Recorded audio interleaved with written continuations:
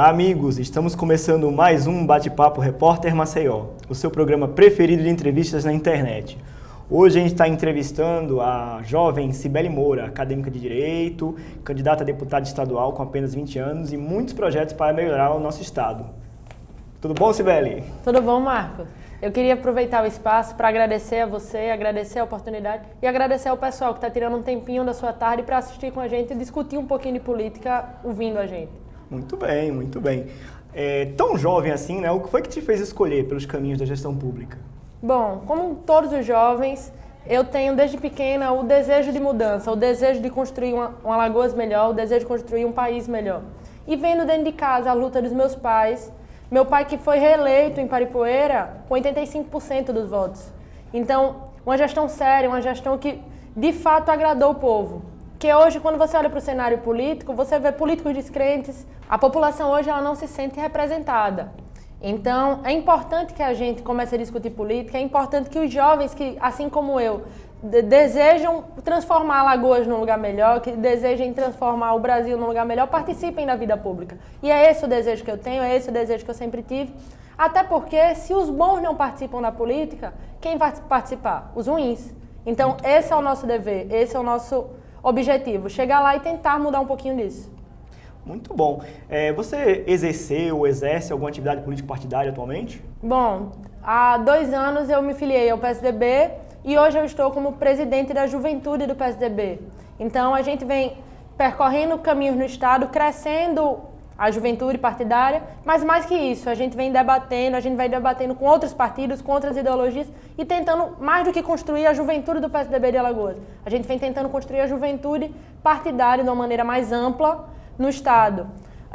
Recentemente eu tive 2 viagens pelo partido, uma delas para conversar com Alckmin para candidato à presidência, e lá a gente pode discutir um pouquinho quais são os caminhos que a gente pode traçar para a nossa juventude de uma maneira ampla, de uma maneira para o Brasil.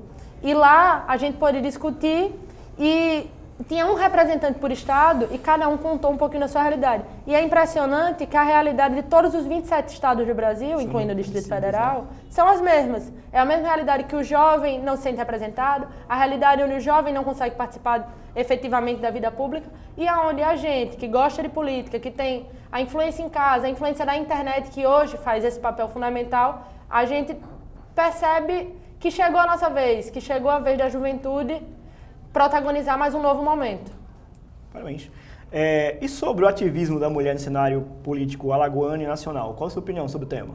Esse é um ponto bem crítico.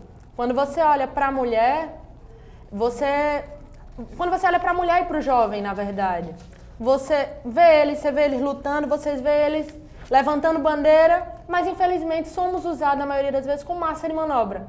É muito raro você olhar para uma Assembleia Legislativa, e não digo isso apenas em nível estadual, você olhar para a Câmara de Deputados, você não tem jovens, você não tem mulheres, você tem, na maioria das vezes, homens mais velhos, homens de 50 anos, que estão lá representando as pessoas que votaram nele, é verdade. E não estou dizendo que essas pessoas são ruins ou são boas, mas essas pessoas não conseguem representar, talvez, não conseguem me representar, não conseguem representar o jovem que está lá, de fato. A mulher que está lá, na verdade, não consegue representar uma grande parcela da população. Hoje, a mulher ela representa mais de 50% da população brasileira, mas ela não chega nem perto dos 30%, que seria a famosa cota, ela não chega nem perto de representar esses 30% dentro do espaço político. E é importante que a gente comece a lutar isso, porque o lugar da mulher é onde ela quiser, inclusive na política. Então é importante que a gente consiga colocar ela à frente desse debate. Porque a mulher não é estar lá em casa para cuidar quando o marido chega. A mulher é para estar em casa, no trabalho, na política, para estar exatamente em todo lugar, aonde ela quiser, em casa ou na política, ou nos dois. Assim como os homens, né? Assim como o homem pode estar na política, todo mundo assim como o homem pode estar em cuidando casa. Dos filhos, ajudando em casa. É importante que todos participem do debate. Não é colocar só a mulher lá ou colocar só o jovem lá. É importante que esteja lá a mulher jovem, o homem jovem, o mais velho, a senhora, que esteja todo mundo junto. Todos que precisam de uma representatividade. A gente precisa do Brasil todo junto, lutando. Não é uma camada da população. Porque essa camada da população, infelizmente, ela não vai conseguir representar todos os pensamentos. Principalmente numa sociedade tão heterogênea como é a brasileira. Muito bem. Numa conjuntura política instável, como uma mulher jovem como você pode contribuir na reconstrução do país, né, no caso, e de nossa querida Alagoas? Bom, como eu falei anteriormente, é importante que a gente bote pessoas novas, novas formas de gerir, que a gente dê uma oxigenada maior no cenário político, principalmente de Alagoas, que é um estado que, infelizmente, é um estado que tem índices sociais baixos e a gente precisa crescer isso. A gente tem muitos políticos que lutam por isso, outros que nem tanto. Então é importante que a gente analise quem são esses políticos que lutam e deixem eles lá. Mas esses outros que nem tanto, a gente pense, não, chegou a vez de a gente dar uma chance ao novo. Que a gente possa colocar um jovem, que a gente possa colocar uma mulher. E essa minha pré-candidatura, ela vem muito para isso, para se vir ao jovem e à mulher, para se vir ao povo alagoano. Porque é uma pré-candidatura que possui um público a ser representado, ela possui uma função para a sociedade como um todo.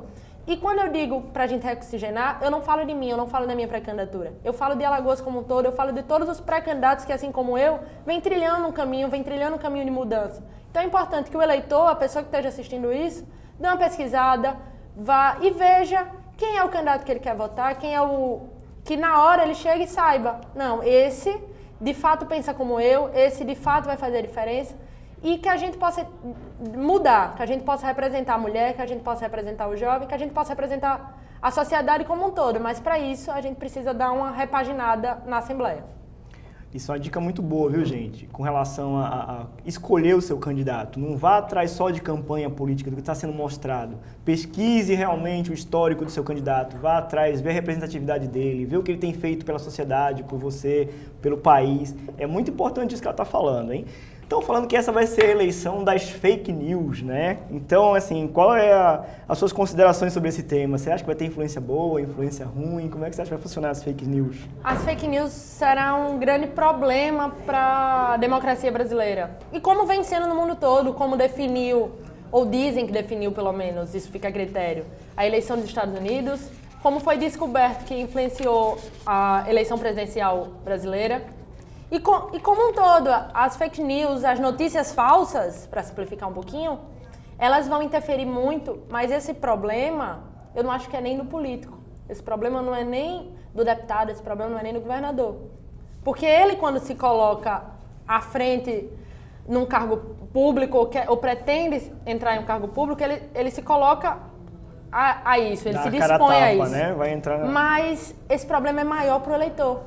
O eleitor, ele acreditando nessas fake news, ele não vai saber de fato quem ele está votando, ele vai acreditar em uma mentira e mais uma vez a gente vai ter locais que não representarão a gente.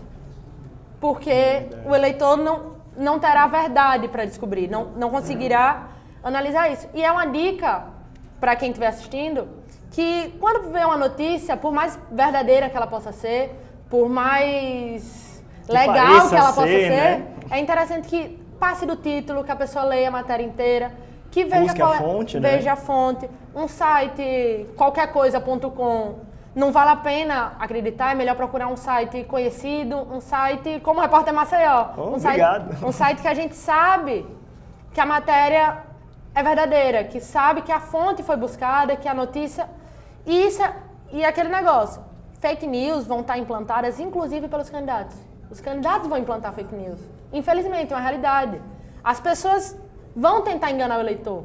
Vão. E esse é um dever nosso, a gente lutar para que o eleitor não seja enganado. A gente lutar para que o eleitor possa, de fato, escolher a melhor opção.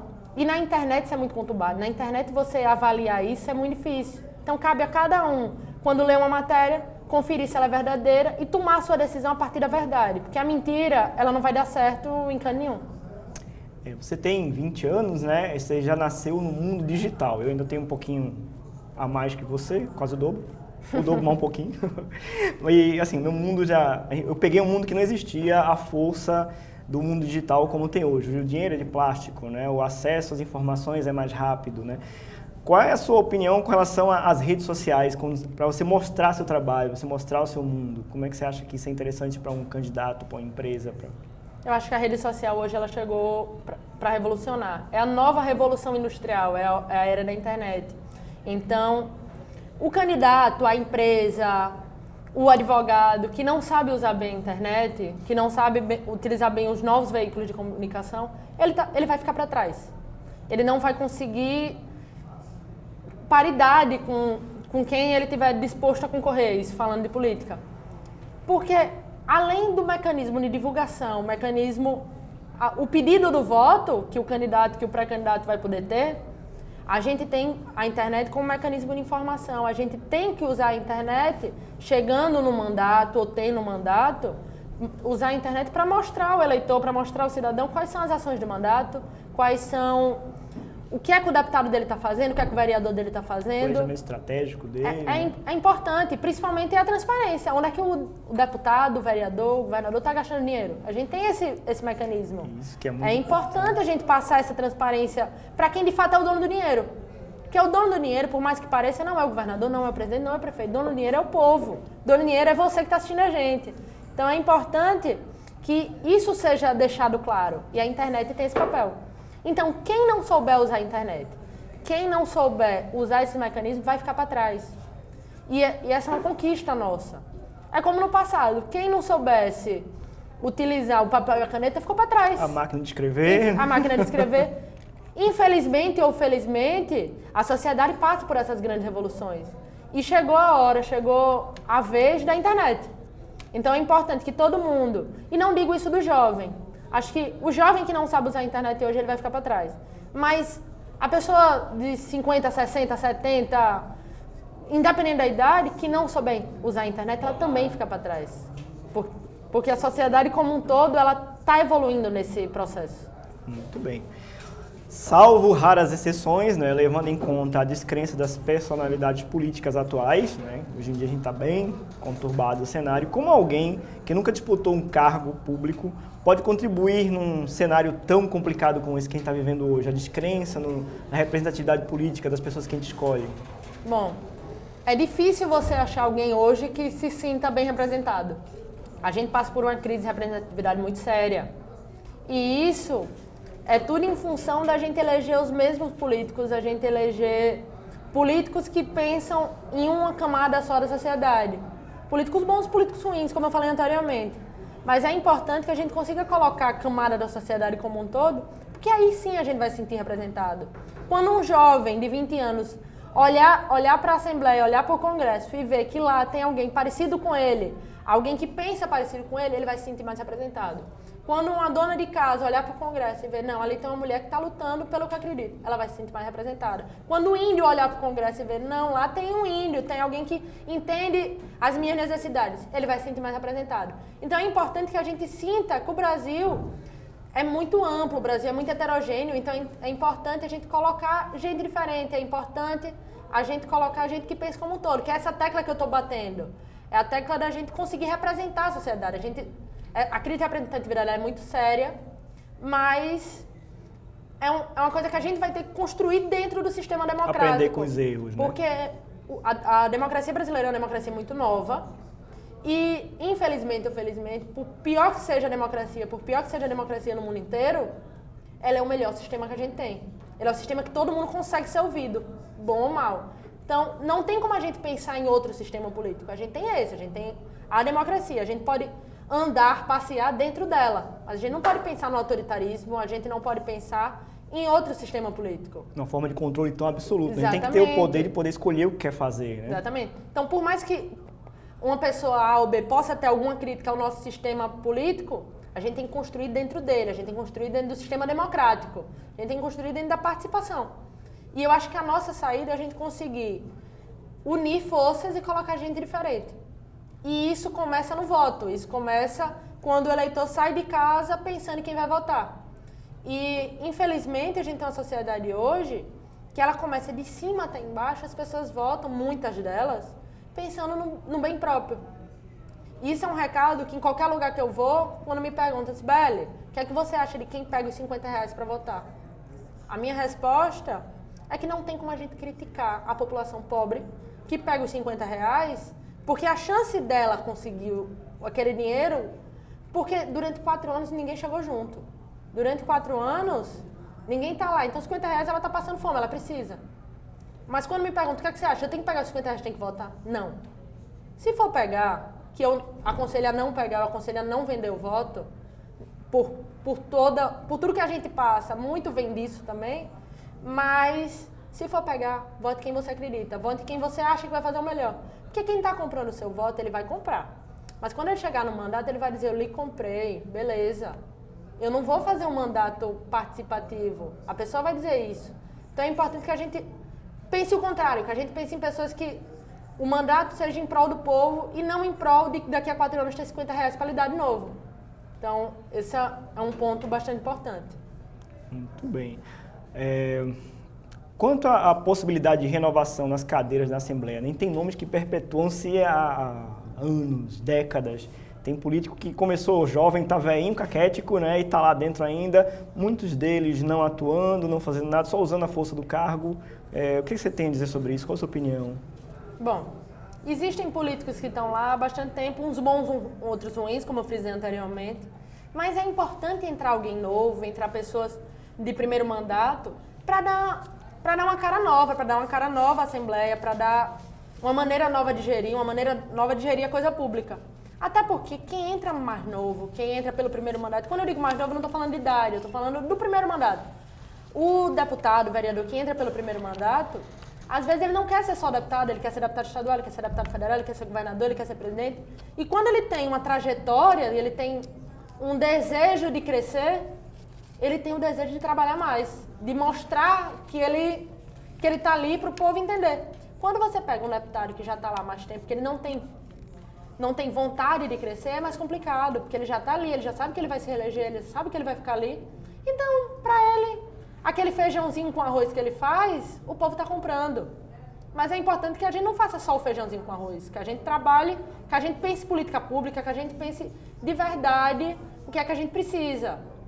Então, é importante a sociedade analisar isso, é importante essa renovação. É importante em todos os níveis. Porque como em qualquer carreira, você que é jornalista, se você tem um jornalista que ele está ali feliz em escrever uma coluna todo dia, só uma coluna naquele jornal, e você tem um novo que entrou naquela coluna, mas que daqui a pouco ele quer ser o editor do jornal, aquele vai ser melhor. Porque todo dia ele vai buscar uma coisa nova, todo dia ele vai correr atrás de uma inovação, de uma tecnologia, de alguma coisa para crescer o jornal e ele crescer junto. E quando você cresce, consequentemente, a vaga que você estava ficou aberta para outra pessoa pegar e assumir, então, fazer um trabalho tão bom. Na iniciativa privada como na iniciativa pública, você tem que ter pessoas que pretendem crescer. Na iniciativa privada, crescer junto com a empresa, e na iniciativa pública, crescer junto com a coisa pública, crescer junto com as ideias do povo. Muito bom. Com acesso à informação e a transmissão de conhecimento que a gente tem hoje em dia, né? Como eu te falei lá atrás, sobre o mundo digital, né? Você acredita que o jovem hoje tem aptidão e força para resolver os problemas da sociedade com mais destreza? Você acha que isso são ferramentas que vão fomentar soluções mais apropriadas? Sim. E digo mais, eu não digo que o jovem hoje ele tem essa força, que ele tem essa vontade de mudar e de resolver os problemas. Todos os jovens ao longo da sociedade tiveram. A gente conversava agora há pouco, fora das câmeras, que todas as transformações sociais ao longo do mundo, elas foram construídas por jovens, elas foram construídas pela juventude. A ditadura caiu, pela juventude está na rua. As manifestações de 2013, a juventude estava na rua. Hoje a gente vive um momento muito conturbado politicamente, mas sendo do lado A ou do lado B, a juventude que está na rua. Você sendo de esquerda ou de direita, quem está na rua é a juventude. Porque é quem de fato está pensando, é quem de fato está discutindo, quem está na universidade, quem está discutindo inclusive em casa com o pai e com a mãe. Mas às vezes o pai e a mãe de família, o pai de família, ele está preocupado em prover o lar, ele está preocupado em botar comida dentro de casa. O jovem, quem ainda não tem essas preocupações, ou quem começou a ter essas preocupações há pouco, ele está de fato preocupado com o mundo. Ele tem essa liberdade, ele tem esse campo para debater, ele tem outras pessoas ligadas a essa ideia. Principalmente agora que a gente tem internet, que o contato é muito fácil, que você discute políticas deitado, meia-noite, se você pegar o celular, você está discutindo. E quando eu digo discutir política, eu não falo do cargo eletivo, eu falo do ativismo social, da luta pelo que se acredita, da luta social como um todo. Que ela é mais importante, às vezes, do que o político. Você mostrar o que você quer, você mostrar ao político o que você quer, é mais importante, às vezes, do que você ser político. Verdade, muito boa a sua definição. Quanto à educação eleitoral no Brasil, né? A gente não tem uma formação forte com relação a entender como é que funciona legislativo, executivo, judiciário. A gente não tem formação sobre educação financeira, né? A gente não tem educação contábil no colégio, eu acho que é uma coisa super importante. Eu estou com 47 anos, sei muito pouco até sobre o que eu deveria saber mais. Qual a sua opinião sobre isso? Como é que a gente pode pegar e tentar resolver esse tipo de assunto? Das diversas crises que a gente vive no Brasil, como de representatividade, a gente também vive uma crise da educação. A gente vive uma crise do que deve ou do que não deve ser ensinado na escola. A gente aprende... O sistema brasileiro, ele às vezes é muito criticado na forma que ele é gerido. Eu, particularmente, gosto das escolas brasileiras, eu gosto do sistema que ele é. Mas, se ele funcionasse. Ele não funciona e a gente não consegue botar para funcionar, às vezes por custo, às vezes porque alguns não priorizam a educação, por não saber, às vezes, a importância da educação como ferramenta de transformação. Isso. A educação é o nosso futuro. Se a gente consegue mudar a educação, a gente muda tudo. A gente muda a segurança, a gente muda desemprego, a gente gera emprego. Economia, desenvolvimento. Então é importante que a escola ela tenha esse olhar para a sociedade. É importante que a escola ela ensine a gente mais do que fazer uma conta de logaritmo. Que ela ensine a gente a fazer o nosso imposto de renda. Porque isso de fato atinge a gente, isso de fato muda a sociedade. Então é importante que a escola prepare a gente para viver. Que a escola ela não prepare a gente só para uma prova. Que ela prepare a gente para os desafios da vida, isso. A sociedade hoje, ela pede do jovem, ela pede das pessoas, ela pede uma pessoa desenrolada, uma pessoa ativa, uma pessoa proativa, mas isso precisa ser ensinado. O empreendedorismo precisa ser incentivado na escola. Precisa ser ensinado as pessoas a se organizarem financeiramente, a entender o sistema político, que é um problema. Você vai conversar hoje, o pessoal não sabe a diferença de um prefeito para um governador, de um deputado estadual para um deputado federal, de um senador para um federal. E é importante que a gente saiba disso, porque são essas pessoas que estão decidindo nosso futuro. São essas pessoas que estão debatendo o que eu falei da escola. Então a gente só vai conseguir mudar isso quando a gente conseguir começar a conversar entre nós.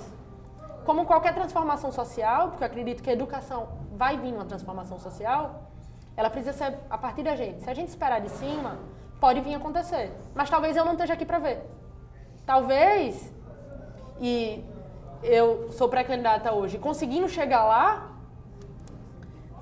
é uma bandeira. A educação é uma bandeira. A educação é uma coisa que tem que ser lutada.